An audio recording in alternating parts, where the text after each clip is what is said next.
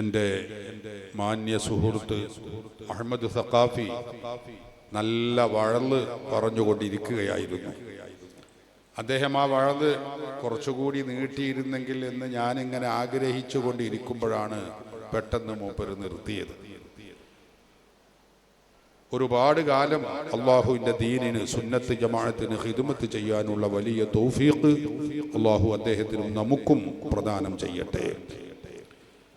ഇവിടെ ഒരല്പസമയം ഇൻഷാ അല്ലാഹ് അഹ്ലുസുന്നത്തി വൽ ജമാഅത്തിനെ കുറിച്ചും സുന്നത്ത് ജമാഅത്തിന്റെ ശിആറുകളിൽ വളരെ പ്രധാനപ്പെട്ട മഖ്ബറകളെ കുറിച്ചും അല്പസമയം പറയാനാണ് ഞാൻ ഉദ്ദേശിക്കുന്നത്.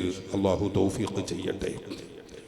പരിശുദ്ധ ഇസ്ലാം അല്ലാഹുവിൻ്റെ മതമാണെന്ന് നമുക്കറിയാം. ഇന്നദ്ദീന ഇൻദല്ലാഹിൽ ഇസ്ലാം. അല്ലാഹു സ്വീകരിക്കുന്ന മതം അത് ഇസ്ലാം ദീൻ മാത്രമാണെന്ന് പരിശുദ്ധ ഖുർആനിൽ അല്ലാഹു പഠിപ്പിച്ചിട്ടുണ്ട്.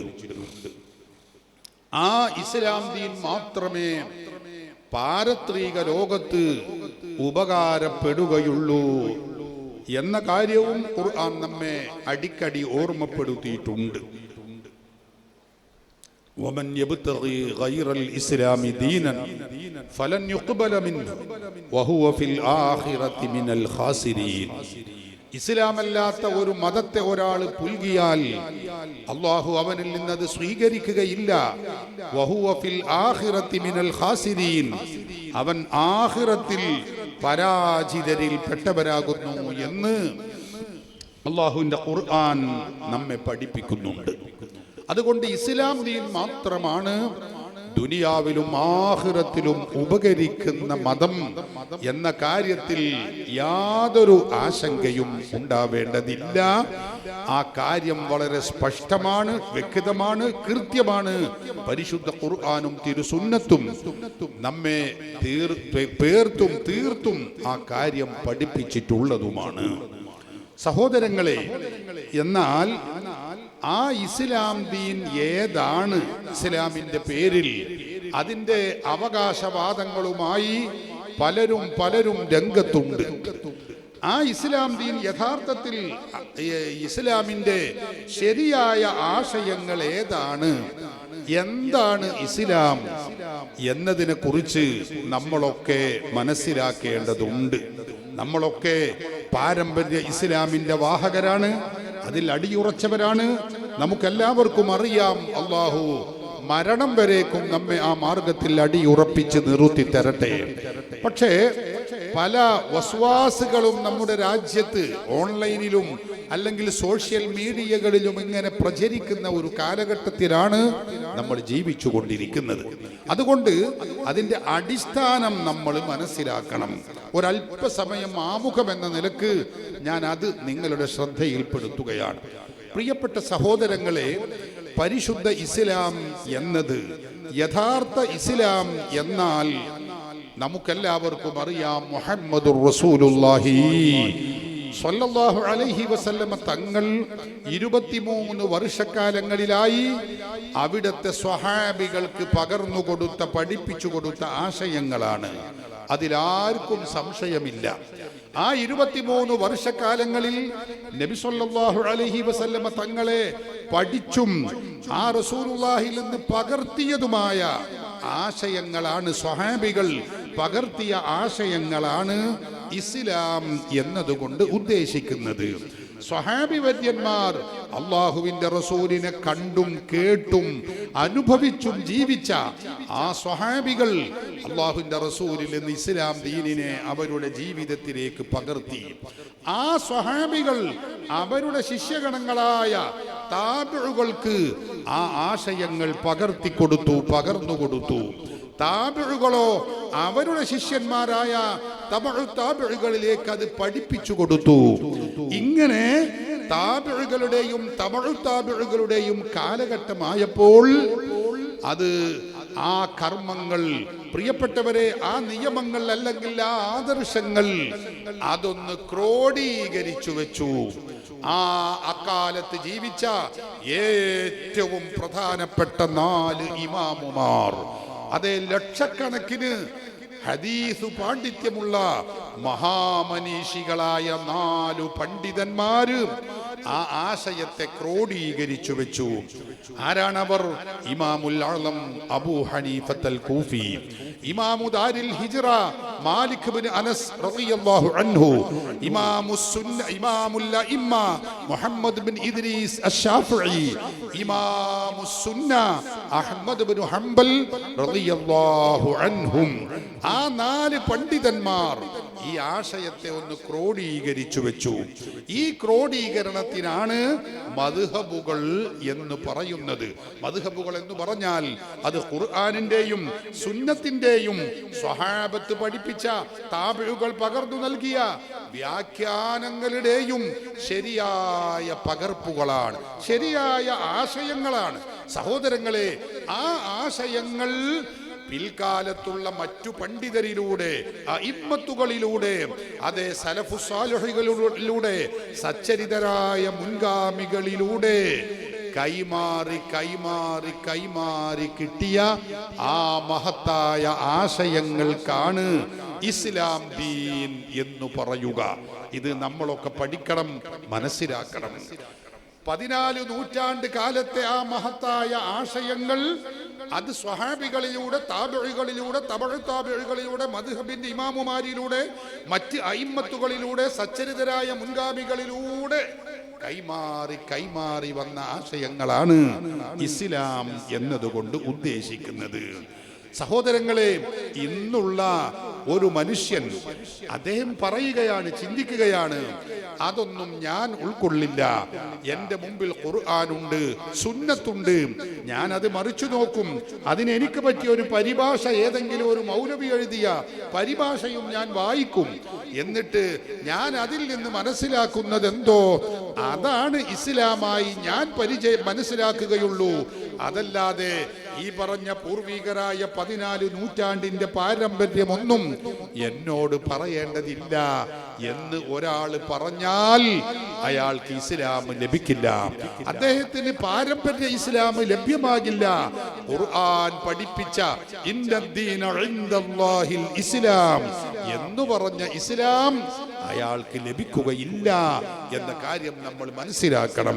സഹോദരന്മാരെ, ആ ദീനുൽ ഇസ്ലാമിനെ ഞാൻ പറഞ്ഞല്ലോ, മദ്ഹബിന്റെ 4 ഇമാമുമാര് അത് ക്രോഡീകരിച്ചു വെച്ചു. ഇന്ന് ചില ആളുകൾക്കൊക്കെ ഒരു വാദമുണ്ട്. അതെന്താ? മദ്ഹബൊന്നും വേണ്ട, ഇമാമികളൊന്നും വേണ്ട, പിന്നെയോ ഞങ്ങളുടെ മുമ്പിൽ ഖുർആൻ പരിഭാഷയുണ്ട്, ബുഖാരി പരിഭാഷയുണ്ട്, അത് മതി എന്നൊക്കെ ചിന്തിക്കുന്ന ബാലിശമായ വാദങ്ങൾ ഉടലെടുത്തുകൊണ്ടിരിക്കുന്ന ഒരു കാലഘട്ടത്തിലാണ് നമ്മൾ ജീവിക്കുന്നത് എന്ന് നിങ്ങൾ മനസ്സിലാക്കണം. മദ്ഹബിന്റെ ഇമാമുമാരെന്ന് പറഞ്ഞാൽ ആ കാലത്തുള്ള ഏറ്റവും വലിയ മഹാരഥന്മാരായ ഹദീസ് പണ്ഡിതന്മാരാണ്. ഞാൻ ഒറ്റ കാര്യം പറയാ, 4 മദ്ഹബിന്റെ ഇമാമുകളിൽ 4ാമത്തെ വ്യക്തിയാണ് ഇമാമുസ് സുന്ന അഹ്മദ് ഇബ്നു ഹംബൽ റളിയല്ലാഹു അൻഹു. അദ്ദേഹത്തിന്റെ ചരിത്രം എടുത്ത് പരതിയാൽ കാണാം, 10 ലക്ഷം ഹദീസുകൾ മനപ്പാടമുള്ളവരാണവർ. 10 ലക്ഷം ഹദീസ്. സഹോദരങ്ങളെ, 10 ലക്ഷം ഹദീസ് എന്ന് പറഞ്ഞാൽ അതിന്റെ സനദ് സഹിതമാണ്. റസൂലുള്ളാഹിയിൽ നിന്ന് അഹ്മദ് ഇബ്നു ഹംബൽ തങ്ങളിലേക്ക് എത്തിയ പരമ്പര എന്നോട് ആര് പറഞ്ഞു? ഹദ്ദസനൽ ഹുമൈദിയു അബ്ദുല്ലാഹി ഇബ്നു സഈദ് എന്ന് പറഞ്ഞ് അങ്ങനെ ഓരോ അബ്ദുല്ലാഹി ഇബ്നു സഈദിനോട് സുഫിയാൻ, സുഫിയാനോട് യഹ്യ ഇബ്നു സഈദ് അൽ അൻസാരി, അവരോട് ഇബ്രാഹിം തമീമിൽ ഇങ്ങനെ പരമ്പര. ആ പരമ്പര ഇങ്ങനെ. പ്രിയപ്പെട്ട സഹോദരങ്ങളെ, 5 ആളുണ്ടെങ്കിൽ അവരെ ഒക്കെ മനപ്പാടമാക്കണം. അവരുടെ ചരിത്രം പഠിക്കണം, അവരുടെ കാലഘട്ടം പഠിക്കണം, അവരെവിടെയൊക്കെ ജീവിച്ചു, എന്തൊക്കെ ചെയ്തു, ജീവിതത്തിൽ വല്ലപ്പോഴും കളവ് പറഞ്ഞിട്ടുണ്ടോ, ഹദീസിന്റെ വിഷയത്തിൽ സ്വീകാര്യമാണോ അല്ലേ എന്നിത്യാദി കാര്യങ്ങളൊക്കെ പഠിച്ച് വിധി എഴുതുന്നവരാണ് അവർ. അങ്ങനെയുള്ള 10 ലക്ഷം ഹദീസ് മനപ്പാടമാക്കിയവരാണ് ഇമാമുസ് സുന്ന അഹ്മദ് ഇബ്നു ഹംബൽ റളിയല്ലാഹു അൻഹു. 10 ലക്ഷം ഹദീസ്. ഹാഫിദ് ദഹബി തന്റെ സിയർ അലാമിൻ നുബലയിൽ ഇത് രേഖപ്പെടുത്തിയിട്ടുണ്ട്. ഇമാം സുബക്കി തബഖാത്തു ഷാഫിഇയ്യത്തിൽ രേഖപ്പെടുത്തിയിട്ടുണ്ട്. ഇബ്നു റജബിൽ ഹംബലി തബഖാത്തുൽ ഹനാബിലയിൽ ഇത് രേഖപ്പെടുത്തിയിട്ടുണ്ട്. എല്ലാ പണ്ഡിതന്മാരും ഇത് രേഖപ്പെടുത്തി വെച്ചിട്ടുണ്ട്. അപ്പം നാലാമത്തെ ഇമാമായ അഹ്മദ് ഇബ്നു ഹംബൽ റളിയല്ലാഹു അൻഹുവിന്റെ പാണ്ഡിത്യം നിങ്ങൾ ഓർക്കണം, എത്ര വലുതാണ് അവർ. ആ അഹ്മദ് ഇബ്നു ഹംബൽ തങ്ങൾ പറയുന്നത് എന്താ? ഇദാ സുഇൽതു അൻ മസ്അലത്തിൻ, ഒരാൾ എന്നോട് ഒരു ചോദ്യം ചോദിച്ചു, ഫലം അറഫിഹാ ഹദീസൻ സ്വരീഹൻ, ഞാൻ എൻ്റെ 10 ലക്ഷം ഹദീസുകൾ ഇങ്ങനെ സെർച്ച് ചെയ്തപ്പോ അതിന് മറുപടിയായി അതിൽ ഒരൊറ്റ ഹദീസും എനിക്ക് ലഭിച്ചിട്ടില്ലെങ്കിൽ അവിടെ ഞാൻ പറയുന്ന മറുപടി എന്താണെന്നറിയോ? ഫഖുൽതു ബിഖൗലി ശാഫിഈ റളിയല്ലാഹു അൻഹു, ആ ചോദ്യത്തിന് ഇമാമുൽ അഇമ്മ ഇമാമുന ശാഫിഈ റളിയല്ലാഹു അൻഹു എന്താണോ പറഞ്ഞിട്ടുള്ളത് അതായിരിക്കും എൻ്റെ മറുപടി എന്നാണ്. കാരണം എന്തേ? ലിഅന്നഹു ബലഗനി അനിൻ നബിയിൽ മുസ്തഫ മുഹമ്മദിൻ സ്വല്ലല്ലാഹു അലൈഹി വസല്ലം, അല്ലാഹുവിന്റെ റസൂലിൽ നിന്ന് എനിക്കൊരു ഹദീസ് ലഭിച്ചിട്ടുണ്ട്. എന്താണ് അതിൽ പറയുന്നത്? ആലിമു ഖുറൈശിൻ യംലഉ തിബാഖൽ അർളി ഇൽമാ, ലോകം മുഴുക്കെ ഭൂമി മുഴുക്കെ വിജ്ഞാനം കൊണ്ട് നിറക്കുന്ന ഒരു ഖുറൈശി പണ്ഡിതൻ വരാനുണ്ടെന്ന് അല്ലാഹുവിന്റെ റസൂല് പഠിപ്പിച്ചിട്ടുണ്ട്. ആ ഖുറൈശി പണ്ഡിതൻ ഇമാം ശാഫിഈ റളിയല്ലാഹു അൻഹു ആണെന്ന് ഞാനിതാ ഉറപ്പിക്കുന്നു. അതുകൊണ്ട് ഇമാം ഷാഫിയോളം പാണ്ഡിത്യമുള്ള ഒരു പണ്ഡിതൻ പിന്നീട് ഖുറൈശിയിൽ വന്നിട്ടില്ല. അതുകൊണ്ട് ഷാഫി ഇമാം ഈ വിഷയത്തിൽ എന്തു പറഞ്ഞോ അതായിരിക്കും എൻ്റെ മറുപടി എന്നാണ്. അപ്പൊ ഷാഫി ഇമാം റളിയല്ലാഹു അൻഹുവിന്റെ പാണ്ഡിത്യവും വിജ്ഞാനവും എത്രയുണ്ടെന്ന് നമ്മൾ മനസ്സിലാക്കണം. ആ ഷാഫി ഇമാമിന്റെ ഉസ്താദാണ് ഇമാമു ദാരിൽ ഹിജ്റ മാലിക് ബിൻ അനസ് റളിയല്ലാഹു അൻഹു. സഹോദരങ്ങളെ, ആ മാലിക് റളിയല്ലാഹു അൻഹുവിന്റെയും മുമ്പ് ജീവിച്ചവരാണ് ഇമാമുൽ അഅ്ലം അബൂ ഹനീഫ റളിയല്ലാഹു അൻഹു. അതേ, സ്വഹാബത്തിനെ നേരിൽ കണ്ടവരാണ്. അനസ് ബിൻ മാലിക് റളിയല്ലാഹു അൻഹു ഉൾപ്പെടെയുള്ള സ്വഹാബികളെ നേരിൽ കണ്ടവരാണ്. അപ്പൊ ആ 4 മദ്ഹബിന്റെ ഇമാമുകളുടെ പാണ്ഡിത്യം, അവരുടെ വിജ്ഞാനം എത്രയാണ് നിങ്ങൾ ചിന്തിക്കണം. എന്നാൽ നമ്മുടെ നാട്ടിലുള്ള ചില കഥയില്ലാത്ത മൗലവിമാര് പറയുന്നത് എന്താണെന്നറിയോ? ഷാഫി ഇമാമിന് കിട്ടാത്ത ഹദീസ് എനിക്ക് കിട്ടിയിട്ടുണ്ട് എന്ന് പച്ചയായി പറയുന്ന ഒരു കാലഘട്ടത്തിലാണ് നമ്മൾ ജീവിക്കുന്നത്. ഇത് നിങ്ങൾ ഓർക്കണം സഹോദരങ്ങളെ. അവരൊക്കെ വലിയ ഹദീസ് പണ്ഡിതരാണ്, ലക്ഷക്കണക്കിന് ഹദീസ് പാണ്ഡിത്യമുള്ളവരാണ്. അതുകൊണ്ട് അവരൊക്കെ ക്രോഡീകരിച്ച ആ ക്രോഡീകരണം, അതാണ് മദ്ഹബുകൾ, അതാണ് ഇസ്ലാം ദീൻ എന്ന് പറയുന്നത്. ആ ആശയങ്ങൾ കൈമാറി കൈമാറി കൈമാറി വന്നിട്ടുള്ള അതിന്റെ പേരാണ് ഇസ്ലാം എന്നത്. ആ ഇസ്ലാമിന്റെ മറ്റൊരു പേരാണ് സുന്നത്ത് ജമാഅത്ത്. അതിന്റെ വാക്താക്കൾക്ക് പറയുന്ന പേരാണ് അഹ്ലുസുന്നത്തി വൽ ജമാഅ, അല്ലെങ്കിൽ നമ്മുടെ ഭാഷയിൽ സുന്നികൾ എന്നൊക്കെ പറയുന്നത് ഈ പാരമ്പര്യ ഇസ്ലാമിന്റെ വാക്താക്കൾക്ക് പറയുന്ന പേരാണ്. ഇത് നമ്മളെല്ലാവരും പഠിക്കണം, മനസ്സിലാക്കണം. അതാണ് സുന്നത്ത് ജമാഅത്ത്, അതാണ് അഹ്ലുസുന്ന വൽ ജമാഅ എന്ന് പറയുന്നത്. ഈ പാരമ്പര്യ ഇസ്ലാമിലായിരിക്കണം നമ്മളൊക്കെ അടിയുറച്ച് ജീവിക്കേണ്ടത് എന്ന കാര്യം പരിശുദ്ധ ഖുർആനിൽ അല്ലാഹു പഠിപ്പിച്ചിട്ടുണ്ട്. സൂറത്തുൽ ഫാത്തിഹയിലൂടെ നമ്മളൊക്കെ ദുആ ചെയ്തുകൊണ്ടിരിക്കുന്ന നിർബന്ധമായും 17 തവണ നമ്മളൊക്കെ ദുആർക്കുകയാണ്. ഇഹ്ദിന സിറാത്തൽ മുസ്തഖീം, അല്ലാഹുവേ നേർവഴിയിൽ ഞങ്ങളെ നീ അടിയുറപ്പിച്ച് നിർത്തി തരണമേ, നേർവഴിയിൽ ഞങ്ങളെ നീ അടിയുറപ്പിച്ച് നിർത്തി തരണമേ. നമ്മൾ ദുആ ചെയ്യുകയാണ്. ഏതാണ് ആ നേർവഴി? സ്വർഗത്തിലേക്ക് എത്തിക്കുന്ന വഴിയാണത്. ഏതാണ് ആ വഴി? സൂറത്തുൽ ഫാത്തിഹയിൽ തൊട്ടടുത്ത വചനത്തിലൂടെ അല്ലാഹു നമുക്ക് വിശദീകരിച്ചു തന്നു. ഏതാണ് ആ മാർഗം? സിറാത്തൽ ലദീന അൻഅംത അലൈഹിം ഗൈറിൽ മഗ്ദൂബി അലൈഹിം വലദ്ദാല്ലീൻ. ശരിയായ മാർഗമേതാ? അത് സിറാത്തൽ ലദീന അൻഅംത അലൈഹിം, അല്ലാഹു അനുഗ്രഹിച്ച മഹാത്മാക്കളുടെ മാർഗമാകുന്നു. നോക്കൂ നിങ്ങൾ, ഖുർആൻ പറയുന്നത് സ്വർഗത്തിലേക്ക് എത്തിക്കുന്ന ശരിയായ ഇസ്ലാം ഏതാണ് എന്ന ചോദ്യത്തിനുള്ള മറുപടിയായി അള്ളാഹു പറയുന്നത് എന്താ? സിറാത്തുൽ ഖുർആനി വസ്സുന്ന എന്നല്ല, ഖുർആനിന്റെ മാർഗം സുന്നത്തിന്റെ മാർഗം എന്നല്ല. എന്തേ? ഖുർആനും സുന്നത്തും ഇസ്ലാമിന്റെ അടിസ്ഥാന പ്രമാണമാണല്ലോ. ആണ്, ഇസ്ലാമിന്റെ അടിസ്ഥാന മൂല്യമാണ്. അതിലൊക്കെ സംശയമില്ല, അതിലൊന്നും സംശയമില്ല, അതൊക്കെ ശരിയാണ്. പക്ഷേ അല്ലാഹു തആല നേർവഴി ഏതാണ് എന്ന് പഠിപ്പിച്ചു തരുന്നിടത്ത്, വിശദീകരിച്ച് തരുന്നിടത്ത് സ്വീകരിച്ച ശൈലി എന്താണ് നമ്മൾ പഠിക്കണം, മനസ്സിലാക്കണം. സിറാത്തുൽ ഖുർആനി വസ്സുന്ന എന്നല്ല, ഖുർആനിന്റെ മാർഗം സുന്നത്തിന്റെ മാർഗം എന്നല്ല. എന്തേ? അങ്ങനെ പറഞ്ഞിരുന്നെങ്കിൽ നമ്മുടെ രാജ്യത്തുള്ള എല്ലാ വിഭാഗം വിഘടന വിധ്വംസക പാർട്ടികൾക്കും അല്ലെങ്കിൽ അവാന്തര വിഭാഗങ്ങൾക്കും അവകാശപ്പെടാം, ഞങ്ങളാണ് ആ പറഞ്ഞ ആളുകൾ, ഞങ്ങൾ ഖുർആന്റെ ആളുകളാ, ഞങ്ങൾ സുന്നത്തിന്റെ വാഹകരാ, ഞങ്ങൾ തൗഹീദിലേക്ക് ക്ഷണിക്കുന്നവരാ എന്നൊക്കെ പറഞ്ഞ് അവർക്ക് അവകാശവാദം ഉന്നയിക്കാം. നോക്കൂ, നമ്മുടെ നാട്ടിൽ അല്ലെങ്കിൽ ലോകതലത്തിൽ തന്നെ ഖാദിയാനികൾ എന്ന് പറയുന്ന ഒരു വിഭാഗമുണ്ട്.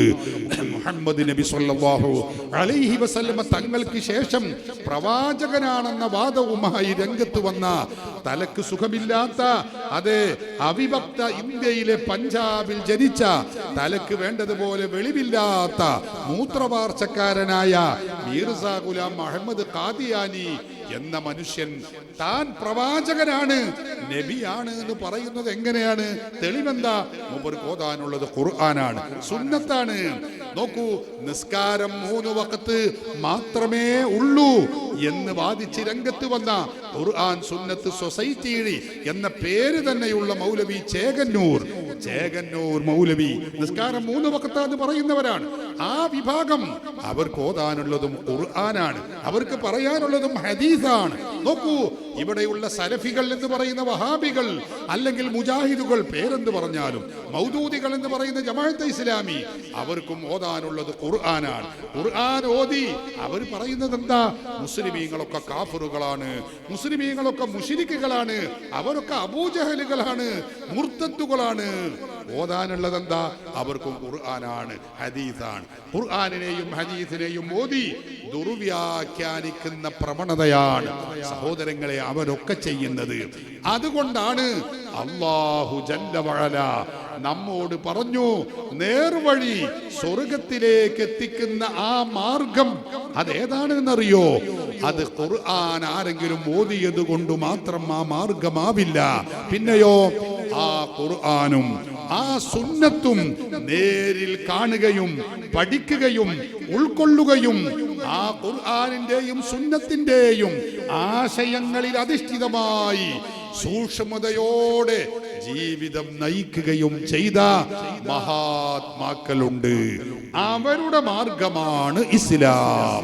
സിറാത്തുല്ലദീന അൻഅംത അലൈഹിം, അല്ലാഹു അനുഗ്രഹിച്ച ആ മഹാത്മാക്കളുടെ മാർഗമാണ് സ്വർഗത്തിലേക്ക് പോകുന്ന ഇസ്ലാം. ആ മഹാത്മാക്കൾ ആരാ? അത് സൂറത്തുൻ നിസാഇൽ അല്ലാഹു പഠിപ്പിച്ചു. മിനൻ നബിയ്യീന വസ്സുദ്ദീഖീന വശുഹദാഇ വസ്സാലിഹീൻ. നമ്മൾ പറയുന്ന മഹാത്മാക്കൾ എന്ന് പറയുന്നവർ, അതെ സച്ചരിതരായ ആ സജ്ജനങ്ങളുടെ പാത, അതാണ് ശരിയായ ഇസ്ലാം. സഹോദരങ്ങളെ, അവരുടെ മാർഗമാണ്, അതാണ് സിറാത്തുൽ മുസ്തഖീം എന്ന് പറയുന്ന സ്വർഗത്തിലേക്ക് എത്തിക്കുന്ന വഴി. ആ മാർഗം എന്ന് പറയുന്നത് അമ്പിയാക്കളുടെ, സുദ്ദീഖീങ്ങളുടെ, സ്വഹാബത്തിന്റെ, ശുഹദാക്കളുടെ, സ്വാലിഹീങ്ങളുടെ വഴികളാണ്. അവർ പഠിപ്പിച്ച ആശയങ്ങളാണ്, അവർ പഠിപ്പിച്ച വിശ്വാസമാണ്, അവർ കാണിച്ചു തന്ന ആചാരങ്ങളും അനുഷ്ഠാനങ്ങളുമാണ്. അതാണ് ശരിയായ ഇസ്ലാം. അത് ഗൈറിൽ മഗ്ലൂബി അലൈഹിം, ആ മാർഗം അല്ലാഹുവിന്റെ കോപത്തിന് ഇരയായവരുടെ വഴിയല്ല. വലദ്ദാല്ലീൻ, അത് വഴിപിഴച്ചവരുടെ മാർഗവുമല്ല. പരിശുദ്ധ ഖുർആനിലൂടെ അല്ലാഹു നമ്മെ പഠിപ്പിക്കുകയാണ്. പ്രിയപ്പെട്ടവരെ, ഈ മാർഗത്തെ കുറിച്ചാണ് സുന്നത്ത് ജമാഅത്ത് എന്ന് പറയുന്നത്.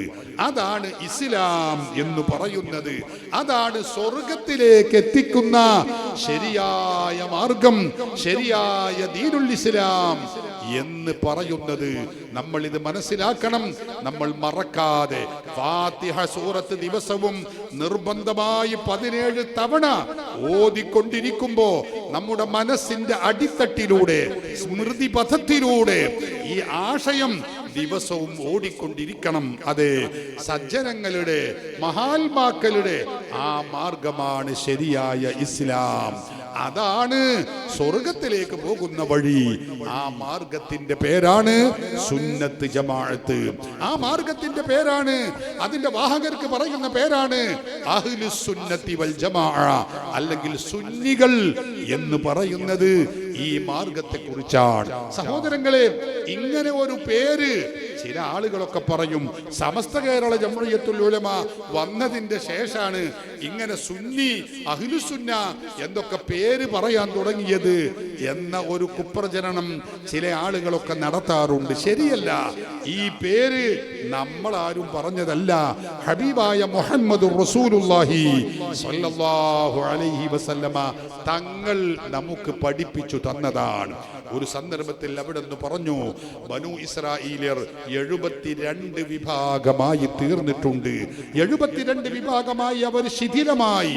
എന്നാൽ വസതഫ്തരിഖു ഉമ്മത്തി അലാ 73 ഫിർഖ, എൻ്റെ ഉമ്മത്ത് 73 വിഭാഗമായി തീരും. അല്ലാഹുവിന്റെ റസൂൽ പറയുകയാണ്, എൻ്റെ ഉമ്മത്ത് 73 വിഭാഗമാവും. കുല്ലുഹും ഫിന്നാർ, അവരെല്ലാവരും നരകത്തിലാകുന്നു. ഇല്ലാ മില്ലത്തൻ വാഹിദ, ഒരു വിഭാഗം മാത്രമാണ് അതിൽ നിന്ന് ഒഴിവുള്ളത്. ആ ഒരു വിഭാഗം മാത്രമേ സ്വർഗത്തിൽ പോകൂ. അല്ലാത്ത 72 വിഭാഗവും നരകത്തിലാകുന്നു എന്ന് പറയുന്നത് ആരാ? അഷ്റഫുൽ ഖൽഖ് ത്വാഹ റസൂലുള്ളാഹി സ്വല്ലല്ലാഹു അലൈഹി വസല്ലമ തങ്ങളാണ്. നോക്കൂ നിങ്ങൾ, ആ റസൂലുള്ളാഹി ആ പറയുന്ന ആ പ്രസ്താവന നമ്മൾ ശരിക്ക് പഠിക്കണം. അവിടുന്ന് പറഞ്ഞത് എന്താ? സതഫ്തരിഖു ഉമ്മത്തി എന്ന, എൻ്റെ ഉമ്മത്ത് അത് ശിഥിലമാകും, 72 വിഭാഗമായി നരകത്തിൽ പോകുമെന്നാണ്. ഈ ഉമ്മത്ത് എന്ന് പറഞ്ഞാൽ അത് ആരാ? ഹദീസ് വ്യാഖ്യാതാക്കൾ പറഞ്ഞു, അത് ഉമ്മത്തുൽ ഇജാബത്താണ്.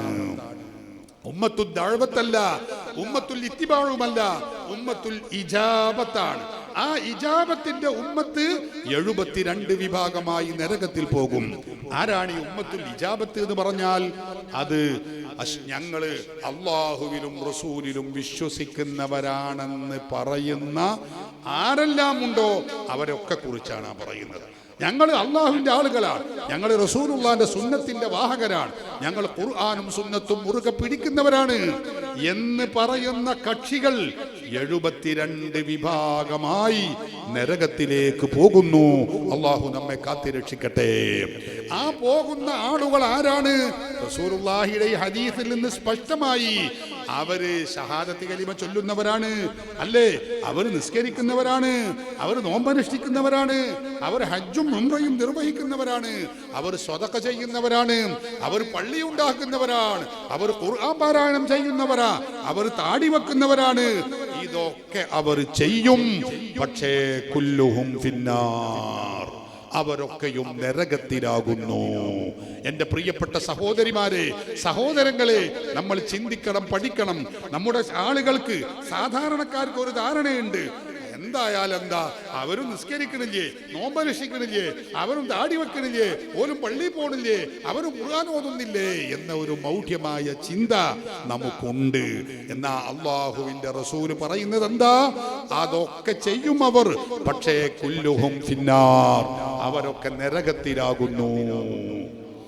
അപ്പൊ സ്വഹാബത്ത് ചോദിച്ചു, നബിയെ, അല്ല 72 വിഭാഗം നരകത്തിലേക്ക് പോകുമ്പോ സ്വർഗപ്രവേശനം നേടുമെന്ന് പറഞ്ഞ ഒരു വിഭാഗമുണ്ടല്ലോ, മൻഹും യാ റസൂലല്ലാഹ്, ആരാണ് നബിയെ ആ ഒരു വിഭാഗം എന്ന് ചോദിച്ചപ്പോ റസൂലുള്ളാഹി പറഞ്ഞു, ഖാല മാ അന അലൈഹി വഅസ്ഹാബി, ഞാനും എൻ്റെ സ്വഹാബികളും നിലകൊണ്ട മാർഗത്തിൽ സഞ്ചരിക്കുന്നവരാരോ അവരാണ് സ്വർഗത്തിലേക്ക് പോവുക.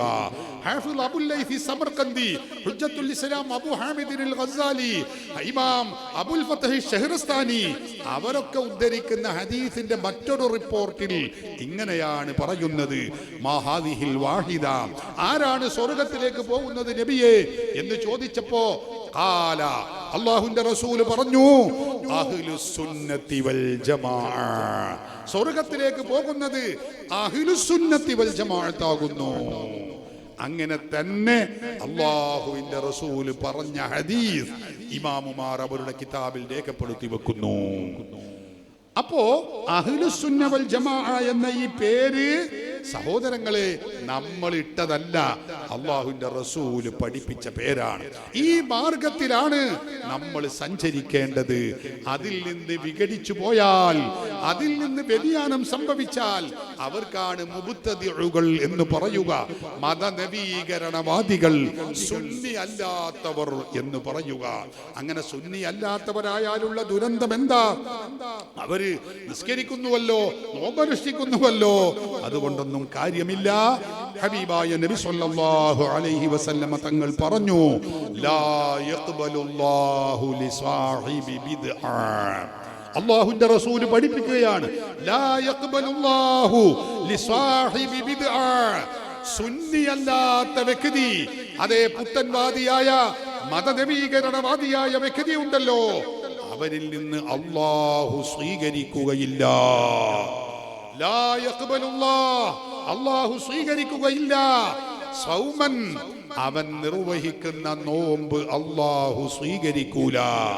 വലാ സ്വലാത്തൻ, അവന്റെ നിസ്കാരം അല്ലാഹു സ്വീകരിക്കില്ല.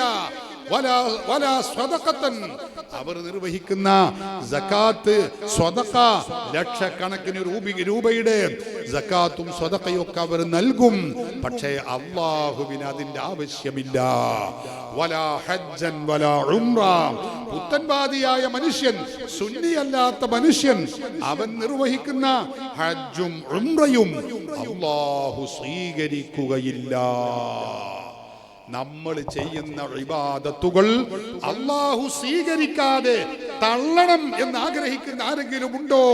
അവർക്ക് സുന്നി അല്ലാതെയാവാം, അവനിക്ക് സലഫിയാവാം, അവനിക്ക് മൗദൂദിയാവാം, അവനിക്ക് വഹാബിയാവാം, അവനിക്ക് എന്തുമാവാം. അവർ ചെയ്യുന്ന ഇബാദത്തുകൾ ലാ യഖ്ബലുല്ലാഹ്, അല്ലാഹു സ്വീകരിക്കുകയില്ല. ഇത് ഞാൻ പറയുന്നതല്ല, ഞങ്ങൾ പറയുന്നതല്ല, സമസ്ത വന്നതിന് ശേഷം പറയുന്നതല്ല. ഹബീബായ മുഹമ്മദുർ റസൂലുള്ളാഹി സ്വല്ലല്ലാഹു അലൈഹി വസല്ലമ തങ്ങൾ, നോക്കൂ നിങ്ങൾ, നമ്മെ സ്വർഗ്ഗത്തിലേക്ക് കൊണ്ടുപോകുന്നതിന് വേണ്ടി അല്ലാഹു പറഞ്ഞയച്ചതാണ്. ആ ഹബീബായ നബി സ്വല്ലല്ലാഹു അലൈഹി വസല്ലമ തങ്ങളാണ് നമ്മളെ പഠിപ്പിക്കുന്നത്. ഈ പുത്തൻവാദികൾ, സുന്നിയല്ലാത്ത ആളുകൾ, അവർ ചെയ്യുന്ന ഇബാദത്തുകളൊന്നും അല്ലാഹു സ്വീകരിക്കൂല. റസൂലുള്ളാഹി തങ്ങൾ ആ ഹദീസിന്റെ അവസാന ഭാഗത്ത് പറഞ്ഞു, വലാ സർഫൻ വലാ അദ്ലാ, ഫർളോ സുന്നത്തോ ആയ ഓരൊറ്റ ഇബാദത്തും അല്ലാഹു സ്വീകരിക്കൂല. എന്നിട്ടോ യഖ്റുജു മിനൽ ഇസ്ലാം, അവൻ ഇസ്ലാമിൽ നിന്ന് തെറിച്ചു പോകും. അതാണ് പുത്തൻവാദിയായാലുള്ള ദുരന്തം. പ്രിയപ്പെട്ടവരെ, ഇത് നമ്മളൊക്കെ മനസ്സിലാക്കണം. എൻ്റെ സഹോദരിമാർ, ഇത് വളരെ ഗൗരവത്തോടെ എടുക്കണം. ചില ആളുകളൊക്കെ പറയും, നമ്മുടെ കുട്ടികൾ, അവനവന്റെ കുട്ടികളെ പുത്തൻവാദികളായ, സലഫികളായ, മൗദൂദികളായ ആളുകളെ സ്ഥാപനത്തിൽ, സ്കൂളിൽ, മദ്രസയിൽ, കോളേജിലേക്ക് പറഞ്ഞയച്ചിട്ട് നമ്മളെങ്ങനെ അഭിമാനിക്കും. കാര്യം എന്തായാലും എൻ്റെ കുട്ടി ഇപ്പോൾ പഴയ മാതിരി ഒന്നുമല്ല, ഓ 5 വക്ത് നിസ്കരിക്കുന്നുണ്ട്, ഓ പള്ളി പോകുന്നുണ്ട് എന്നൊക്കെ പറയും. എന്താ ഈ നിസ്കാരം കൊണ്ട് കാര്യം? സഹോദരങ്ങളെ, പുത്തൻവാദികളുടെ ഒരു ഇബാദത്തും അല്ലാഹു സ്വീകരിക്കുകയില്ല. അർത്ഥശങ്കക്കിടമില്ലാത്ത വിധം ഹബീബായ മുഹമ്മദുർ റസൂലുള്ളാഹി സ്വല്ലല്ലാഹു അലൈഹി വസല്ലമ തങ്ങൾ നമ്മളെ പഠിപ്പിച്ചിട്ടുള്ള കാര്യമാണ്. ഇമാം ബുഖാരി ഉദ്ധരിക്കുന്ന ഒരു ഹദീസ് കൂടി പറഞ്ഞ് ഞാൻ എൻ്റെ വിഷയത്തിലേക്ക് പ്രവേശിക്കാം. ഇമാം ബുഖാരി റളിയല്ലാഹു അൻഹു ഉദ്ധരിക്കുന്ന ഹദീസ്, അല്ലാഹുവിൻ്റെ റസൂൽ പഠിപ്പിക്കുകയാണ്, മൻ അഹദസ ഹദസൻ, മൻ അഹദസ ഹദസൻ, ആരെങ്കിലും ഒരാൾ പുത്തൻവാദിയായാൽ, സുന്നി അല്ലാത്തവനായാൽ, റസൂലുള്ളാഹി പഠിപ്പിക്കുകയാണ്, ഔ ആവാ മുഹദിസൻ, അല്ലെങ്കിൽ അവൻ സുന്നി അല്ലാത്തവനായിട്ടൊന്നുമില്ല, അവൻ സുന്നി തന്നെയാണ് അവൻ പറയുന്നത്. പക്ഷേ ഓൻ എന്തു ചെയ്തു? ഔ ആവാ മുഹദിസൻ, ഒരു പുത്തൻവാദിയായ വ്യക്തിക്ക്, പുത്തൻവാദി സുന്നി അല്ലാത്ത ആളുകൾക്ക്, സലഫികൾക്ക്, മൗദൂദികൾക്ക് ആവശ്യമായ ഒത്താശ ചെയ്തു കൊടുത്താൽ, ഓർക്കണേ അതിന്റെ ദുരന്തം എന്താണ്? സയ്യിദുനാ ത്വാഹ റസൂലുള്ളാഹി സ്വല്ലല്ലാഹു അലൈഹി വസല്ലം പറഞ്ഞു, ഫഅലൈഹി ലഅനത്തുല്ലാഹ്, അവന്റെ മേലിൽ അല്ലാഹുവിന്റെ ശാപമുണ്ട്, അല്ലാഹുവിന്റെ റഹ്മത്ത് അവന് ലഭിക്കില്ല. ശപിക്കുന്ന മുഴുവൻ ആളുകളുടെയും ശാപം അവനുണ്ട്. മലക്കുകളുടെ ശാപവും അവനുണ്ട്. അമ്പിയാക്കൾ, ഔലിയാക്കൾ, സ്വാലിഹീങ്ങൾ ഉൾക്കൊള്ളുന്ന മുഴുവൻ മനുഷ്യർ, വന്നാസി അജ്മഈൻ, മുഴുവൻ ആളുകളുടെയും ശാപം ഈ സുന്നി അല്ലാതെയായ ആളുകൾ, പുത്തൻവാദിയായിട്ടുള്ള ആളുകൾക്ക് ഉണ്ട്. അല്ലെങ്കിൽ പുത്തൻവാദികൾക്ക് ഒത്താശ ചെയ്തു കൊടുക്കുന്നവർക്കുണ്ടെന്ന് അല്ലാഹുവിന്റെ ഖുർആൻ നമ്മെ പഠിപ്പിക്കുകയാണ്. അതുകൊണ്ട് പ്രിയപ്പെട്ട സഹോദരങ്ങളെ, നമ്മളെ എന്ത് തന്നെ വന്നാൽ പോലും അഹ്ലുസുന്നത്തി വൽ ജമാഅത്തിൽ നിന്ന് വ്യതിചലിച്ചുകൊണ്ട് സുന്നി അല്ലാത്ത അവസ്ഥ നമ്മളിൽ ഉണ്ടാവാൻ പാടില്ല. രാഷ്ട്രീയപരമായി ഒരു പക്ഷേ വിവിധ തട്ടുകളിൽ, വിവിധ പാർട്ടികളിൽ പ്രവർത്തിക്കുന്നവരുണ്ടാകും, സാംസ്കാരികമായി വ്യത്യസ്ത തട്ടുകളിൽ പ്രവർത്തിക്കുന്നവരുണ്ടാവാം. അതൊന്നും ഇസ്ലാമിക വിരുദ്ധമല്ലാത്തിടത്തോളം കാലം നമ്മൾ അതിനെതിർക്കുന്നില്ല. പക്ഷേ ഈമാനികമായി, ആദർശപരമായി, മതപരമായി സുന്നി അല്ലാത്തവരായാൽ, അഹ്ലുസുന്നത്തി വൽ ജമാഅത്തിൽ നിന്ന് പുറത്തു പോയാൽ സഹോദരങ്ങളെ, അവർക്ക് നരകമാണ്, അവർക്ക് അല്ലാഹുവിന്റെ ശാപമുണ്ടെന്ന് പറഞ്ഞാൽ മരിക്കുന്ന സന്ദർഭത്തിൽ ഈമാനില്ലാതെ സൂഉൽ ഖാത്തിമയോടെ അവന്റെ ജീവൻ നഷ്ടപ്പെടും, അവൻ മരിക്കേണ്ടി വരും. അല്ലാഹു നമ്മെ കാത്തിരക്ഷിക്കട്ടെ. അതുകൊണ്ട് സുന്നത്ത് ജമാഅത്ത് അതാണ് ഇസ്ലാം, പാരമ്പര്യ ഇസ്ലാം അതാണ് സുന്നത്ത് ജമാഅത്ത്. അത് മാത്രമേ സത്യമുള്ളൂ.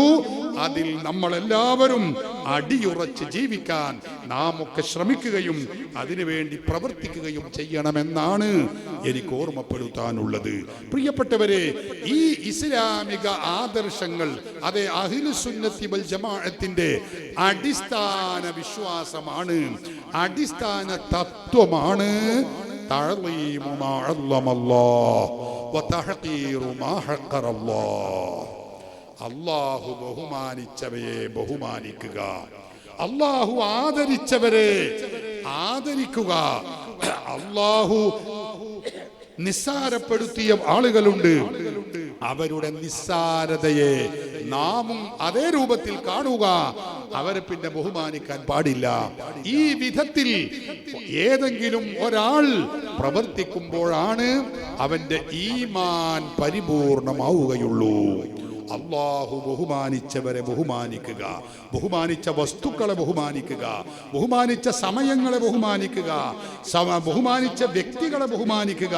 തഅ്ളീമു മാ അല്ലമല്ലാഹ്, അല്ലാഹു ബഹുമാനിച്ച എന്തെല്ലാമുണ്ടോ അതിനെയൊക്കെ ബഹുമാനിക്കുക എന്നത് ഇസ്ലാമിന്റെ അടിസ്ഥാന തത്വമാണ്. ഞാനത് വിശദീകരിച്ച് പറയേണ്ടതാണ്, അതിലേക്കൊന്നും കടക്കാൻ സമയമില്ല. പ്രിയപ്പെട്ടവരെ, ആ ബഹുമാനിച്ച വസ്തുക്കളിൽ, അല്ലാഹു ബഹുമാനിച്ച വ്യക്തികളിൽ ഏറ്റവും പ്രധാനപ്പെട്ടവരാണ് അമ്പിയാക്കളും ഔലിയാക്കളും. അമ്പിയാക്കൾ, ഔലിയാക്കൾ, അവരെ കുറിച്ച് പരിശുദ്ധ ഖുർആൻ പറഞ്ഞു, ഹദീസുകൾ പറഞ്ഞു. അതിലൊക്കെ അല്ലാഹു പറഞ്ഞത് ഇന്ന ഇബാദി എന്ന, എന്റെ അടിമകളാണവർ.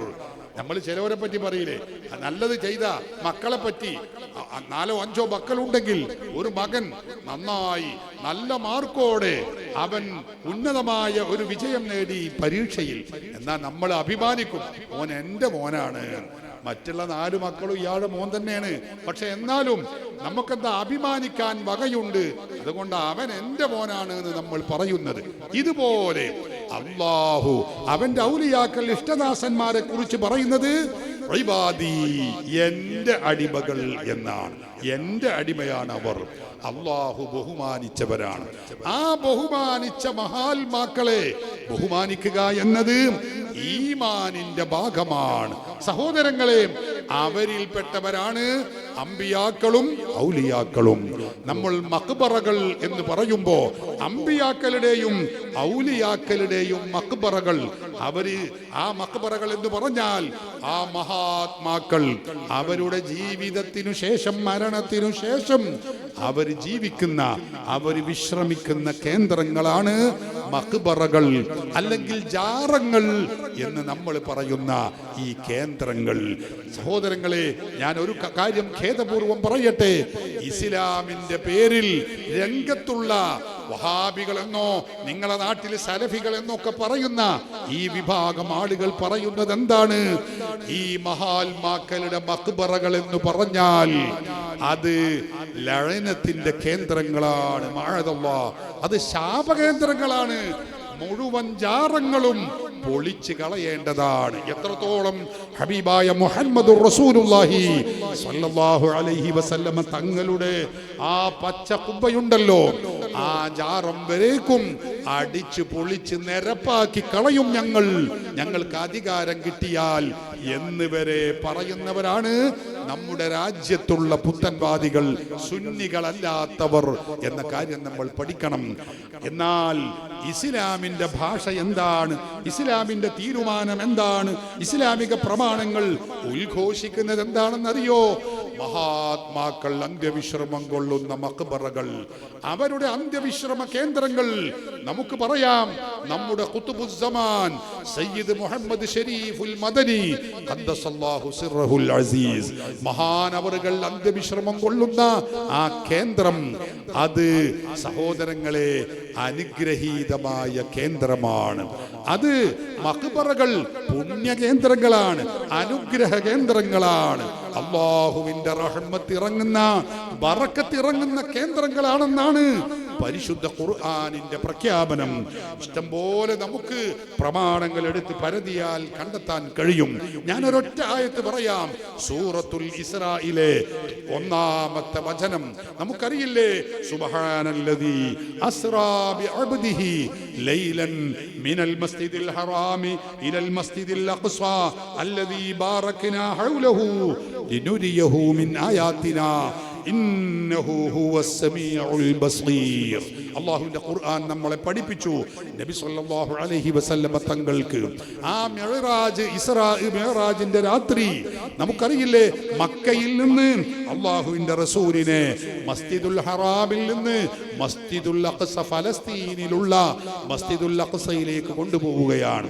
അവിടെ നിന്ന് 7 ആകാശങ്ങളും അർശും കുർസിയും ഉൾപ്പെടെയുള്ള ഒട്ടേറെ ആ കേന്ദ്രങ്ങളിലേക്ക് കൊണ്ടുപോയി അല്ലാഹുവിന്റെ റസൂലിന് കാണിച്ചു കൊടുത്ത ഏറ്റവും പ്രധാനപ്പെട്ട അവിടുത്തെ മുഅ്ജിസത്തുകളിൽ ഒന്നാണ് ഇസ്റാ മിഅ്റാജ് എന്ന് പറയുന്നത്. ഞാൻ പറയുന്നത് അതേക്കുറിച്ച് ഖുർആൻ പറയുന്നത് എന്താ? സുബ്ഹാനല്ലദീ അസ്റാ ബിഅബ്ദിഹി ലൈലൻ മിനൽ മസ്ജിദിൽ ഹറാമി ഇലൽ മസ്ജിദിൽ അഖ്സാ. മസ്ജിദുൽ ഹറാമിൽ നിന്ന് മസ്ജിദുൽ അഖ്സയിലേക്ക് നബി സല്ലല്ലാഹു അലൈഹി വസല്ലമ തങ്ങളെ രാപ്രയാണം നടത്തിച്ച അല്ലാഹു പരിശുദ്ധനത്രേ. എന്നിട്ട് മസ്ജിദുൽ അഖ്സയെ കുറിച്ച് ഖുർആൻ പറഞ്ഞത് എന്താ? ഇലൽ മസ്ജിദിൽ അഖ്സാ അല്ലദീ ബാറക്നാ ഹൗലഹു. ആ മസ്ജിദുൽ അഖ്സയുടെ പരിസരം, അതിന്റെ ചുറ്റുഭാഗത്ത് നമ്മൾ ബറക്കത്ത് ചെയ്തിരിക്കുന്നു.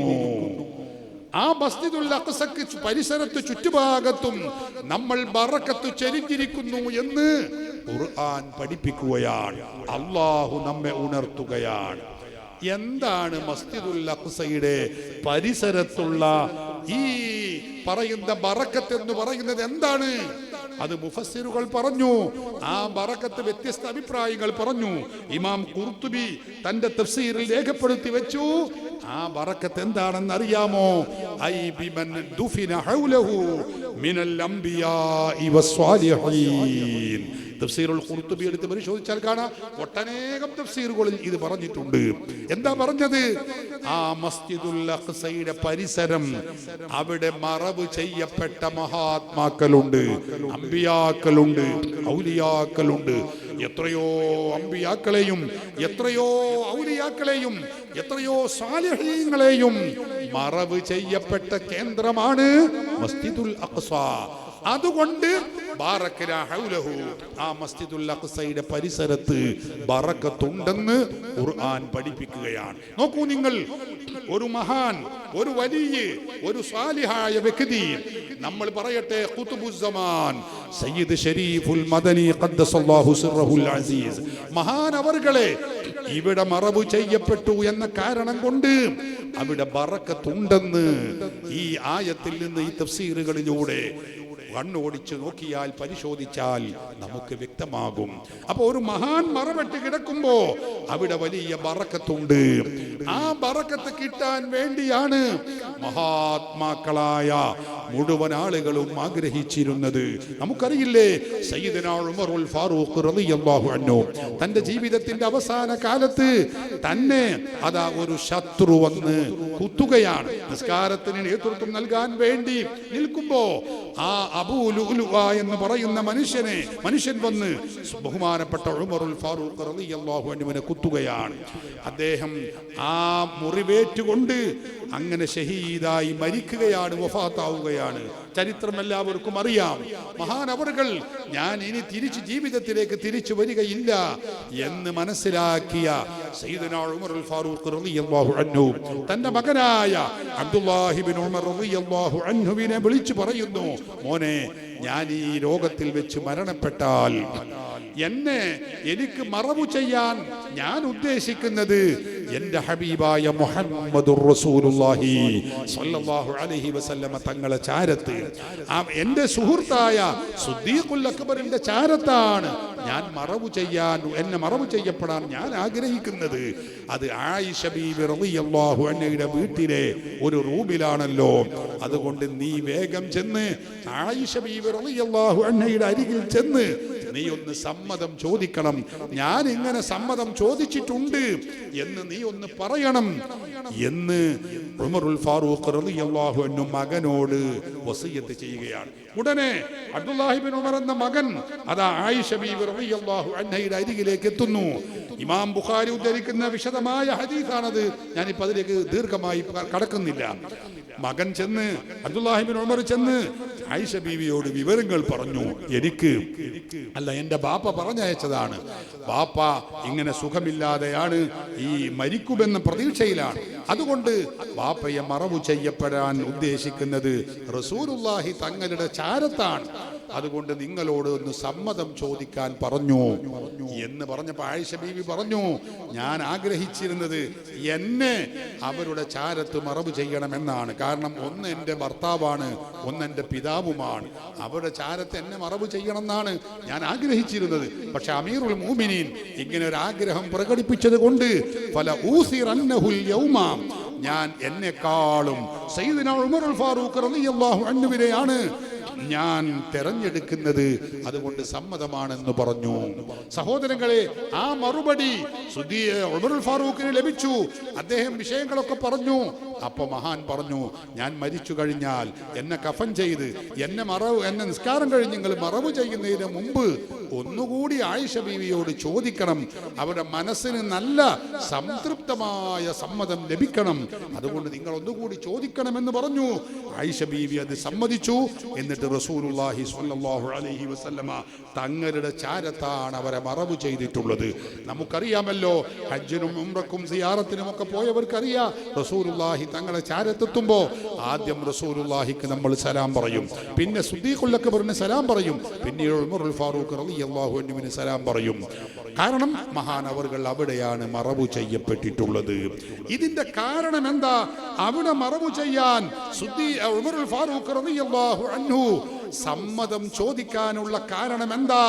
ഹാഫിദുൽ അസ്കലാനി റളിയല്ലാഹു അൻഹു മഹാനവറുകൾ പറഞ്ഞു, വഫീഹിൽ ഹിർസു അലാ മുജാവറത്തി സ്വാലിഹീന ഫിൽ ഖുബൂർ.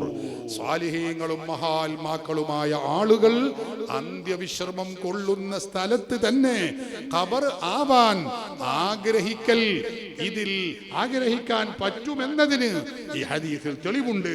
എന്താ കാരണം?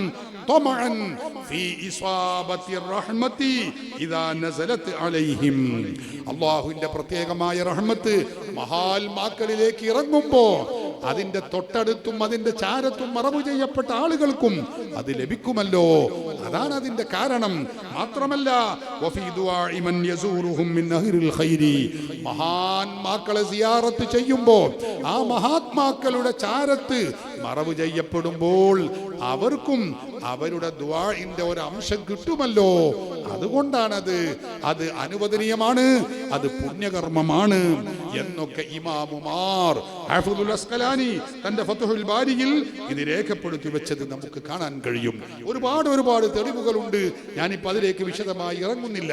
ഞാൻ പറയുന്നത് അത് അപ്പൊ മഹാത്മാക്കളുടെ മഖ്ബറകൾ എന്നത് പുണ്യ കേന്ദ്രങ്ങളാണ്, അനുഗ്രഹ കേന്ദ്രങ്ങളാണ്. സഹോദരങ്ങളെ, ആ അനുഗ്രഹ കേന്ദ്രങ്ങളിൽ നമുക്ക് അവിടെ സിയാറത്ത് ചെയ്യുമ്പോ അല്ല, അവിടെ നമ്മൾ ചെല്ലുമ്പോ ആ മഹത്വങ്ങൾ നമുക്ക് കൂടി ഉണ്ടാവാൻ, അതേറെ ലഭിക്കാൻ അത് കാരണമാണ്. അതുകൊണ്ട് മഹാത്മാക്കളുടെ മഖ്ബറകൾ അത് അനുഗ്രഹ കേന്ദ്രങ്ങളാണ്, പുണ്യ കേന്ദ്രങ്ങളാകുന്നു എന്നാണ് അഇമ്മത്തുകൾ, ഇമാമുമാര് നമ്മെ പഠിപ്പിക്കുന്നത്. ഇരിക്കട്ടെ, ആ മഹാത്മാക്കളുടെ ജാറങ്ങളിലേക്ക് നമ്മൾ സിയാറത്തിന് പോകുന്നു. സിയാറത്ത് എന്നത് നമ്മൾ മനസ്സിലാക്കണം.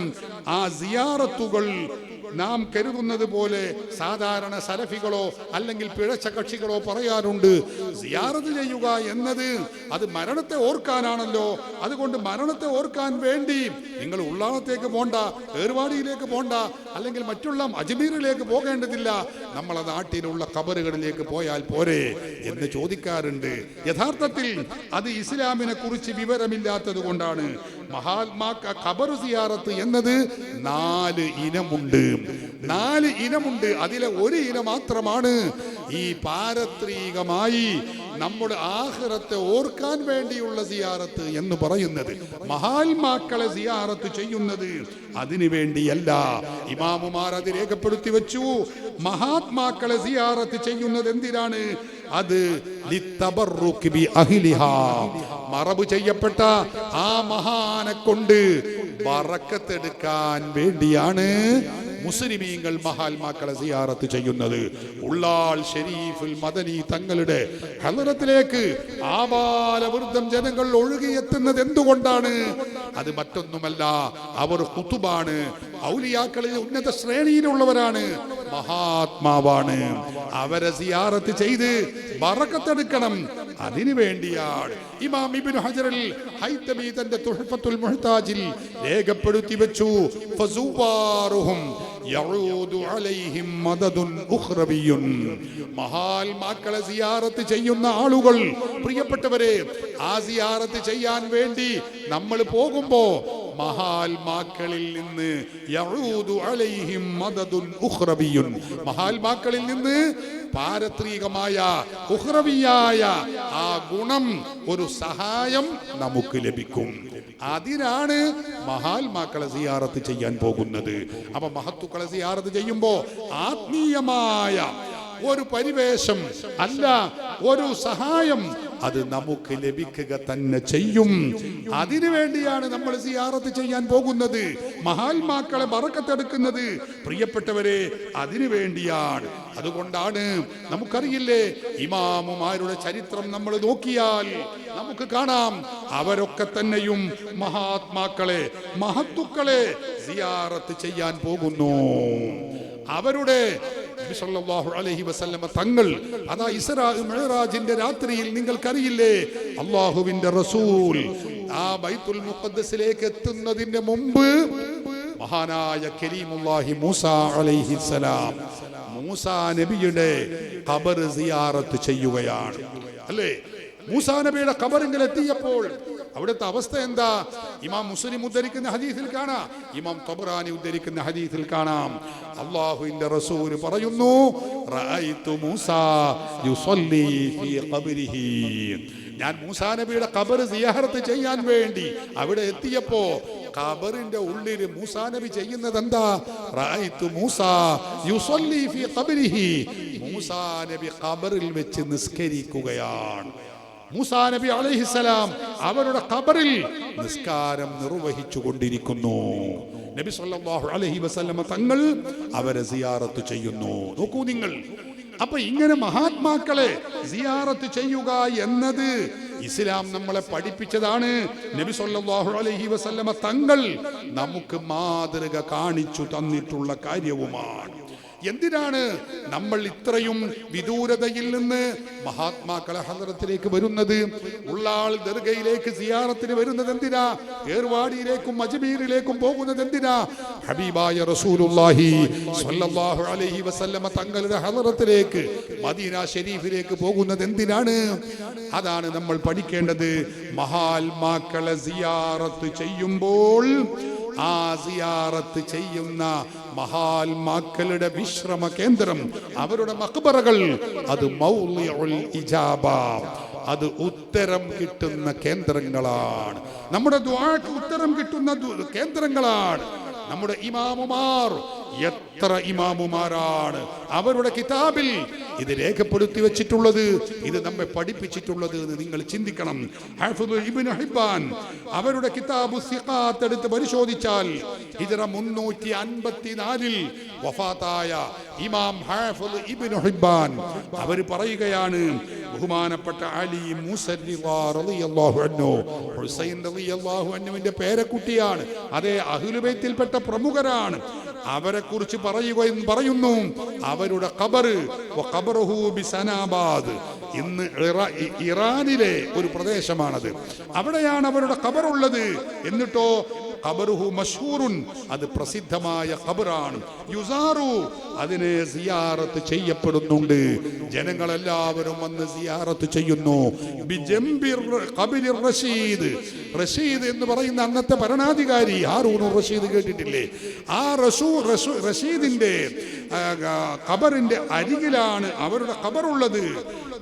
എന്നിട്ട് മഹാനായ ഇമാം ഇബ്നു ഹിബ്ബാൻ തങ്ങൾ പറയുന്നു, ഖദ് സുർതുഹു മിറാറൻ കസീറാ, ആ ഖബർ ഇമാം അലി മുസദ്ദിഖ് തങ്ങളുടെ ഖബർ ഒരുപാട് തവണ ഞാൻ സിയാറത്ത് ചെയ്തിട്ടുണ്ട്. എന്നിട്ട് മഹാൻ പറയുന്നതാണ് നമ്മൾ ചിന്തിക്കേണ്ടത്, വമാ ഹല്ലത് ബി ശിദ്ദത്തുൻ ഫീ വഖതി മഖാമി ബിതൂസ്, ഇറാനിലെ തൂസ് എന്ന് പറയുന്ന ബഹുമാനപ്പെട്ട അലി മുസദ്ദിഖ് തങ്ങളുടെ ഖബറിന്റെ അടുത്ത പ്രദേശം, അവിടെ ഞാൻ താമസിക്കുമ്പോഴൊക്കെ തന്നെയും എനിക്ക് എന്തെങ്കിലും ഒരു പ്രയാസം വന്നാൽ ഫസുർതു ഖബർ അലി ഇബ്നു മുസദ്ദിഖ്, അലി മുസദ്ദിഖ് തങ്ങളുടെ ഖബർ ഞാൻ സിയാറത്ത് ചെയ്യും. അങ്ങനെ സിയാറത്ത് ചെയ്താൽ വദഅഉതുല്ലാഹ ഇസാലതഹാ, ആ ഖബർ ഷരീഫിൽ വെച്ച്, ആ മഖ്ബറയിൽ വെച്ച് എന്റെ പ്രയാസം കിട്ടാൻ വേണ്ടി ഞാൻ അങ്ങ് ദുആ ചെയ്താൽ ഇല്ലസ്തുജീബലി, എനിക്ക് ഉത്തരം കിട്ടാതിരുന്നിട്ടില്ല. നോക്കൂ നിങ്ങൾ, ആ മഖ്ബറയിൽ വെച്ച് ഞാൻ സിയാറത്ത് ചെയ്ത് എന്റെ ആവശ്യം പറഞ്ഞാൽ വസാലത്ത് അന്നി തിൽക ശിദ്ദ, ആ പ്രയാസം എനിക്ക് നീങ്ങിപ്പോകുന്നു. വഹാദാ ശൈഉൻ ജറബ്തുഹു മിറാറൻ ഫവജതുഹു കദാലിക്, ഇത് ഞാൻ ഒരു തവണയല്ല പല തവണ ഞാൻ പരീക്ഷിച്ച് പരിശോധിച്ച് ഉറപ്പുവരുത്തിയ കാര്യമാണ്. അപ്പോഴൊക്കെ എനിക്ക് ഗുണം ലഭിച്ചിട്ടുണ്ട്. അതുകൊണ്ട് മഹാത്മാക്കളുടെ മഖ്ബറയിൽ ആ സിയാറത്തിനെത്തി ദുആ ചെയ്താൽ അതുകൊണ്ട് ഫലമുണ്ട്, നേട്ടമുണ്ട്, ഗുണമുണ്ട്, ഉത്തരം കിട്ടിയിട്ടുണ്ട്. ഹദീസ് പണ്ഡിതരിൽ വിശ്രുതനായ ഇമാം ഇബ്നു ഹിബ്ബാൻ തന്റെ കിതാബു സിഖാത്തിൽ ഇത് രേഖപ്പെടുത്തി വെക്കുന്നു. നോക്കൂ, ഹിജ്റ 287 വഫാത്തായ ഹാഫിള് ഇബ്നു അബി ആസിം മഹാനവറുകൾ രേഖപ്പെടുത്തി വെക്കുന്നു, ത്വൽഹത്ത് ബിൻ ഉബൈദില്ലാഹ് എന്ന അശറത്തുൽ മുബശ്ശറയിൽപ്പെട്ട മഹാനുണ്ടല്ലോ, ആ ത്വൽഹത്ത് ബിൻ ഉബൈദില്ലാഹി റളിയല്ലാഹു അൻഹുവിന്റെ ഖബറിനെ കുറിച്ച് പറയുകയാണ്. ആ ഖബറിൽ ചെന്ന് ഞാൻ വല്ല പ്രയാസവും തേടിയാൽ, വല്ല പ്രയാസവും വരുമ്പോ അത് നീങ്ങി കിട്ടാൻ വേണ്ടി അങ്ങ് ദുആ ചെയ്താൽ, നോക്കൂ നിങ്ങൾ, ഇദാഹും അഖദഹും അംറുൻ ഖസദ ഇലാ ഖബരിഹി, അദ്ദേഹത്തിന്റെ ത്വൽഹത്ത് റളിയല്ലാഹു അൻഹുവിന്റെ ഖബറിലേക്ക് ഉദ്ദേശിച്ചു പോകും. ഫസല്ലമ അലൈഹി വദഅ ബിഹദ്റതിഹി, ആ സാന്നിധ്യത്തിൽ വെച്ച് ഞാൻ അങ്ങ് ദുആ ചെയ്താൽ ഉത്തരം കിട്ടാതിരുന്നിട്ടില്ല. വകാന യുറഫു ബിൽ ഇജാബ, മഹാനവറുകൾ ദുആക്ക് ഇജാബത്ത് കിട്ടുന്ന ആ സവിധം, ദുആക്ക് ഇജാബത്ത് കിട്ടുന്ന കേന്ദ്രമായി അറിയപ്പെട്ട സ്ഥലമാകുന്നു ത്വൽഹത്ത് ബിൻ ഉബൈദില്ലാഹി റളിയല്ലാഹു അൻഹുവിന്റെ ഖബർ ഷരീഫ് എന്ന് ഇമാം ഹാഫിള് ഇബ്നു അബി ആസിം തന്റെ അൽ ആഹാദു വൽ മസാനി എന്ന ഗ്രന്ഥത്തിന്റെ 1-ാമത്തെ വാള്യം 163-ാമത്തെ പേജിൽ രേഖപ്പെടുത്തി വെച്ചത് കാണാം. ഇബ്നു തൈമിയ്യയുടെ ശിഷ്യനായ ഹാഫിളു ദഹബി അവർ രേഖപ്പെടുത്തി വെക്കുന്നു, മഹദിയായ സയ്യിദത്ത് നഫീസ ബീവി റളിയല്ലാഹു അൻഹാ മിസ്രിലാണ് അവരുടെ ഖബറുള്ളത്, മഖ്ബറയുള്ളത്.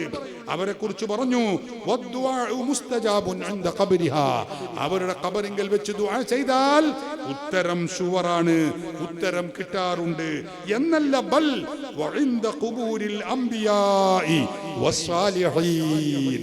ഇബ്നു തൈമിയ്യയുടെ ശിഷ്യനായ ഹാഫിളു ദഹബിയാണ് പറയുന്നത്, അമ്പിയാക്കന്മാരുടെ ഖബറിൽ വെച്ചും സ്വാലിഹീങ്ങൾ, അതെ മഹാത്മാക്കൾ, ഔലിയാക്കളും സ്വാലിഹീങ്ങളും ആകുന്ന മഹാത്മാക്കളുടെ മുമ്പിൽ വെച്ച്, അല്ല ഖബറിൽ വെച്ച് ദുആ ചെയ്താലും ഉത്തരം ഷുവറാണ്. ഹാഫിളു ദഹബി തന്റെ സിയർ അലാമിൻ നുബലയിൽ ഇത് രേഖപ്പെടുത്തി വെച്ചത് നമുക്ക് കാണാൻ കഴിയും. എന്തിനധികം നമ്മുടെ ഇമാമായ ഇമാമുൽ അഇമ്മ ഇമാമുന ശാഫിഈ റളിയല്ലാഹു അൻഹു മഹാനവറുകൾ പറയുന്നത് കാണാ, അവിടുന്ന് പറഞ്ഞു, ഇന്നി ലഅതബറകു ബി അബീ ഹനീഫ, ഇമാമുൽ അഅ്ലം അബൂ ഹനീഫ തങ്ങൾ ശാഫിഈ ഇമാമിനേക്കാളും മുമ്പ് ജീവിച്ചവരാണ്. ഹിജ്റ 150-ലാണ് ഇമാം ശാഫിഈ റളിയല്ലാഹു അൻഹു ജനിക്കുന്നത്. സഹോദരങ്ങളെ, അന്നു തന്നെയാണ്, അല്ലെങ്കിൽ ആ വർഷത്തിലാണ് ഇമാമുൽ അഅ്ലം അബൂ ഹനീഫ റളിയല്ലാഹു അൻഹു വഫാത്താകുന്നതും. രണ്ടും ഒരു ദിവസമാണെന്നാണ് ചില ചരിത്രകാരന്മാർ പറയുന്നത്. അവർ രണ്ടുപേരും പരസ്പരം കണ്ടിട്ടില്ല. സഹോദരങ്ങളെ, എന്നിട്ട് പറയുന്നു, ഇമാം ശാഫിഈ പറയുന്നു, ഇന്നി ലഅതബറകു ബി അബീ ഹനീഫ, ഞാൻ ഇമാം അബൂ ഹനീഫയുടെ മഖ്ബറയിൽ ഖബറിൽ ചെന്ന്, വഅജീഉ ഇലാ ഖബരിഹി, അവിടുത്തെ ഖബറിൽ ചെന്ന് ഞാൻ അബൂ ഹനീഫ ഇമാമിനെ കൊണ്ട് ബറക്കത്തെടുക്കുന്നു. വഫാത്തായ അബൂ ഹനീഫ ഇമാമിന്റെ ഹളറത്തിൽ ചെന്ന്, ജാറത്തിങ്കൽ ചെന്ന് അവിടെ മഹത്തുക്കളെ കൊണ്ട് ബറക്കത്തെടുക്കുന്നുണ്ട്. അത് ശിർക്കല്ല, അത് കുഫറല്ല, അത് ബിദ്അത്തല്ല, അത് ഇസ്ലാമിൽ നിന്ന് പുറത്തല്ല. ഇമാമുന ശാഫിഈ റളിയല്ലാഹു അൻഹു ആണ് പഠിപ്പിക്കുന്നത്. സഹോദരങ്ങളെ, നിങ്ങൾ നോക്കണം. എന്നിട്ട് ഇമാം ശാഫിഈ പറഞ്ഞു, ഫഇദാ അറദത് ലീ ഹാജത്തുൻ, എനിക്ക് പ്രത്യേകം വല്ല ആവശ്യങ്ങളും വന്നാൽ ഞാൻ എന്താ ചെയ്യുക? സ്വല്ലൈതു റക്അത്തൈനി, ഞാൻ 2 റക്അത്ത് നിസ്കരിക്കും. ഞാൻ അബൂ ഹനീഫ ഇമാമിന്റെ മഖ്ബറയുടെ അരികിലുള്ള പള്ളിയിൽ ചെന്ന് 2 റക്അത്ത് നിസ്കരിക്കും. അബൂ ഹനീഫ ഇമാമിന്റെ ഖബറുള്ളത് കൂഫയിലാണ്. വലിയ ജാറത്തോടെയുള്ള ആ ഖബർ ഷരീഫ്, അതിനടുത്തുള്ള പള്ളിയും അവിടെ പോയവർക്കൊക്കെ കാണാവുന്നതാണ്. സഹോദരങ്ങളെ, ശാഫിഈ ഇമാം പറയുന്നു, ആ പള്ളിയിൽ വെച്ച് 2 റക്അത്ത് ഞാൻ നിസ്കരിക്കും. എന്നിട്ടോ ഞാൻ അവിടെ വെച്ച് ദ്വാരക്കൂല. എന്റെ പ്രശ്നം പരിഹരിക്കാനും പ്രത്യേകമായ എന്റെ ആവശ്യം നിറവേറാനും വേണ്ടി ഞാൻ എവിടേക്കാ പോകുന്നത് എന്നറിയോ? ബഹുമാനപ്പെട്ട ശാഫിഈ ഇമാം പറയുന്നു, വഅജീഉ ഇലാ ഖബരിഹി, ഞാൻ അബൂ ഹനീഫ ഇമാമിന്റെ ഖബറിങ്കൽ ചെല്ലുന്നു. അവരുടെ ഖബറിങ്കൽ ചെന്ന് അവിടെ വെച്ച് ഞാൻ അവിടെ വെച്ച് ഞാൻ എൻ്റെ ആവശ്യങ്ങൾ അല്ലാഹുവിനോട് ദുആ ചെയ്യുന്നു, ജാറത്തിങ്കൽ വെച്ച് ദുആ ഇറക്കുന്നു, അബൂ ഹനീഫ ഇമാമിന്റെ ഖബറിങ്കൽ വെച്ച് ദുആ ചെയ്യുന്നു. അങ്ങനെ ദുആ ചെയ്യുമ്പോ ഫമാ തബ്ഉദു അന്നി ഹത്താ തുഖ്ലാ, എന്റെ ആവശ്യം നിറവേറാതിരുന്നിട്ടില്ല. ഇമാമുന ശാഫിഈ റളിയല്ലാഹു അൻഹു ആണ് പറയുന്നത്. സഹോദരങ്ങളെ, നമ്മുടെ രാജ്യത്തെ ബിദ്അത്തുകാർ പറയുന്നത് എന്താ, സലഫിസ്റ്റുകൾ പറയുന്നത് എന്താ, മൗദൂദികൾ പറയുന്നത് എന്താണെന്നറിയോ? ആവശ്യ പൂർത്തീകരണത്തിന് വേണ്ടി ജാറങ്ങളിൽ പോകുന്നവൻ കാഫിറാണ്, അവൻ മുശ്രിക്കാണ്, അവൻ ജൂതനാണ്, അവൻ ക്രിസ്ത്യാനിയാണ്. മഅദല്ലാഹ്. നമ്മുടെ രാജ്യത്തെ പുത്തൻവാദികൾ പറയുന്നത് അതാണ്. എന്നാൽ ഖുർആൻ 7-ാം വയസ്സിൽ ഹിഫ്ളാക്കിയ, 10-ാം വയസ്സിൽ മുവത്ത എന്ന വിശ്വപ്രസിദ്ധ ഹദീസ് ഗ്രന്ഥങ്ങൾ, ആയിരക്കണക്കിന് ഹദീസുകൾ മനപ്പാഠമാക്കിയ, 14-ാം വയസ്സിൽ ഫത്വ കൊടുക്കാനുള്ള യോഗ്യത നേടിയ ഇമാമുന ശാഫിഈ റളിയല്ലാഹു അൻഹു പറയുന്നത് എന്താണെന്നറിയോ?